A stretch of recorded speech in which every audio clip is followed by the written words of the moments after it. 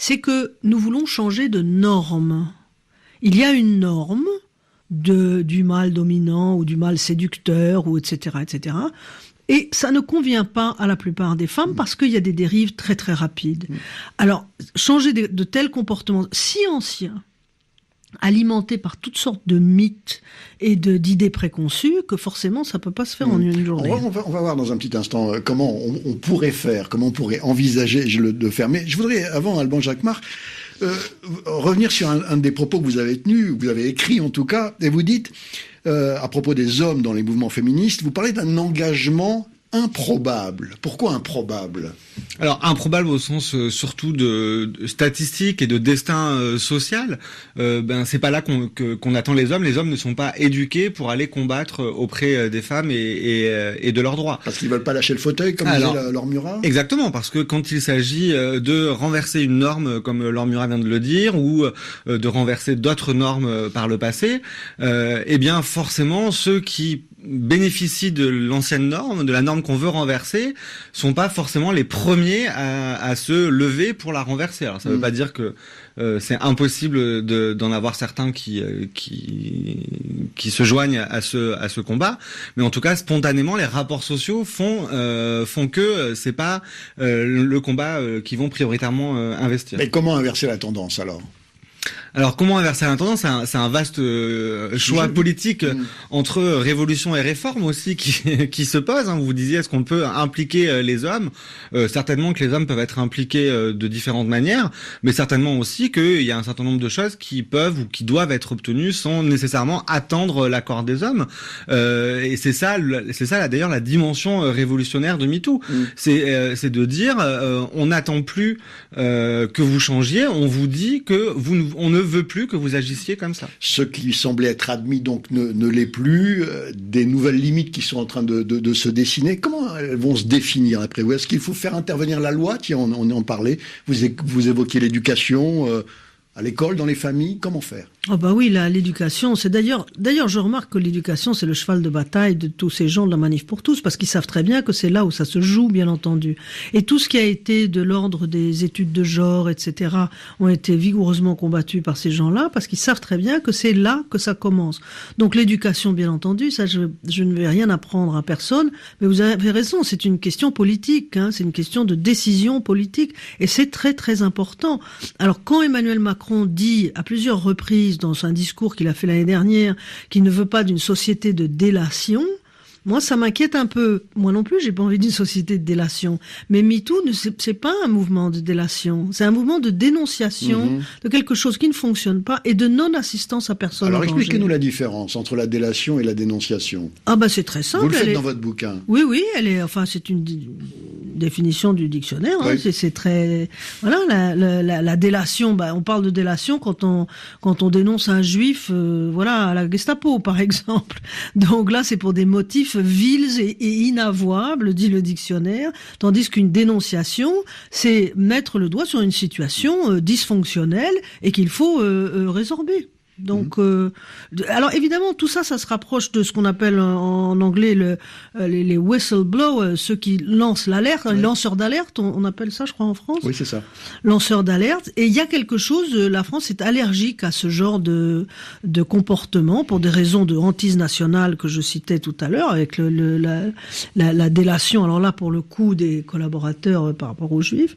Et c'est une hantise nationale à raison, parce que ça a été épouvantable. Et du coup, ça rend les gens très nerveux. Alors évidemment, en plus de ça, avec Balance ton porc, évidemment, il y a eu une sorte d'amalgame. On peut discuter de Balance ton porc et de la. Bon, moi ça me gêne pas plus que ça. Non, je crois qu'il s'agit pas de délation. Il y a un problème qui est systémique et qu'il faut résoudre ensemble. Alors, je me tourne vers l'historien. Qu'est-ce qu'elle nous dit, l'histoire, justement ? Vous l'avez étudié de près, de l'engagement des hommes en faveur de la cause féministe. Alors qu'est-ce qu'elle nous dit sur les hommes engagés dans la cause féministe? Et sur la capacité de la cause à progresser d'une certaine manière. Bien, alors ce qu'elle nous dit, c'est que la question de comment on s'organise pour la lutte féministe, et notamment comment on s'organise entre femmes et entre femmes et hommes, est présente dès la fin du 19e siècle, dès le début du 20e siècle. Et ce qui est certain, c'est que si les années 70 ont été des années où une frange des mobilisations féministes se sont faites entre femmes, c'est parce que les femmes avaient acquis un statut économique et social qui leur permettait une certaine autonomie, mais c'est aussi parce qu'elles avaient expérimenté la difficulté de militer entre hommes et femmes, et d'autres travaux avant moi d'ailleurs ont très bien montré que il y a encore une fois un choix politique à opérer dans les mouvements féministes, la mixité obligeant de passer une partie de son énergie militante à réguler la mixité de façon à ce que la domination masculine ne vienne pas se reproduire dans les luttes féministes. Donc à partir de ce constat, voilà, les collectifs féministes font un choix. Est-ce que elles trouvent que la mixité vaut cette énergie militante, ou est-ce qu'au contraire on estime que l'énergie militante est mieux ailleurs, et donc on fait le choix de la non-mixité, même si ça pacifie pas toutes les relations, ça évacue en partie la question de la domination masculine. Vous y êtes favorable, vous, à la mixité, Laure Murat, alors que dans les années 70, des mouvements de libération de la femme, le MLF par exemple, l'étaient relativement peu, ou l'étaient même pas du tout. Ça, ce sont des questions de stratégie, de stratégie politique, et puis aussi de désir, de volonté quelquefois. C'est mieux de se retrouver entre soi pour discuter de choses, dont on connaît intimement les tenants et les aboutissants. Je n'ai pas de dogme là-dessus. On peut parler aussi de la non-mixité entre blancs et noirs, par exemple, parce que ça, on a vu ça aussi récemment. Les populations qu'on appelle aujourd'hui racisées veulent se retrouver entre elles pour décider de leur avenir et de la politique qu'ils veulent mener. Je ne vois aucun inconvénient à ça, moi, personnellement. Il faut écouter les désirs des gens. Allez, il nous reste plus beaucoup de temps, malheureusement. Cette émission est passée très vite. Dans l'histoire de l'humanité, ce mouvement, c'est quoi pour vous? Un soubresaut, une vague puissante qui est en train de monter? Alban Jacquemart. Je pense que ça a été dit dès le début de l'émission. Il y a un phénomène historique clairement.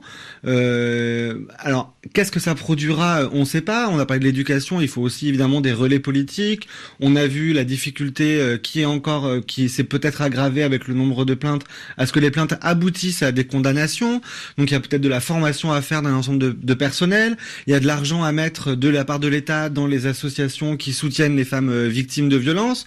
Je rappelle que l'AVFT, l'Association européenne contre les violences faites aux femmes au travail, qui fait un accompagnement juridique des femmes victimes, a fermé au printemps 4 mois sa ligne d'écoute faute de moyens. Donc il y a beaucoup de choses à faire dans ces directions, y compris de la part de la puissance publique, même si les changements sociétaux sont plus larges.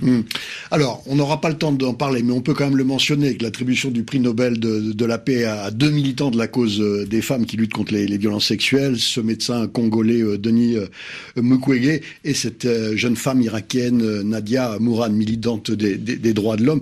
Puis pendant que je préparais cette émission, une chaîne de télévision diffusait, une chaîne américaine, CNN, pour ne pas la nommer, un reportage sur un réseau qui force les jeunes femmes nigérianes à se prostituer dans le bois de Vincennes à Paris. Simplement pour dire que le combat est immense et qu'il a de nombreux fronts. Merci à tous les deux. Laure Murat, je rappelle le titre de votre livre, Une révolution sexuelle, réflexion sur l'après Weinstein, c'est aux éditions Stock. Et Alban Jacquemart, votre livre, vous, s'appelle Les hommes dans le mouvement féministe, aux éditions Presse universitaire de Rennes. Merci à Florence Ponce qui a préparé cette émission et à Claude Battista qui la réalise. Merci à vous de l'avoir suivi. Vous pouvez la retrouver, vous le savez, sur notre site internet. Vous restez à l'écoute de Radio France Internationale, un nouveau journal dans quelques secondes. Bonsoir à tous.